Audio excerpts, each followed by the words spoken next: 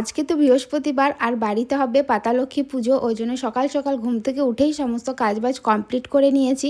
এদিকে আজকে গোপুসোনাকেও একটু তাড়াতাড়ি ঘুম থেকে তুলেছি। লক্ষ্মী পুজোর জন্য সমস্ত কিছুই গুছিয়ে রেখে দিয়েছি। এরপর ভাবলাম গোপালকে স্নানটা করিয়ে দিই।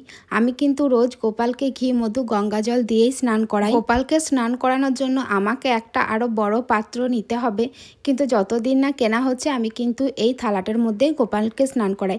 তো গোপালকে তো স্নান করানো হয়ে গেছে। এরপর সুন্দর মতো একটা জামা গোপালকে আমি পরিয়ে দিয়েছি। সারা দিনের মধ্যে যতক্ষণ আমি এই গোপালের কাছে থাকি সেই সময়টা আমার এত মনটা ভালো থাকে, তোমাদেরকে সত্যি বলে বোঝাতে পারবো না।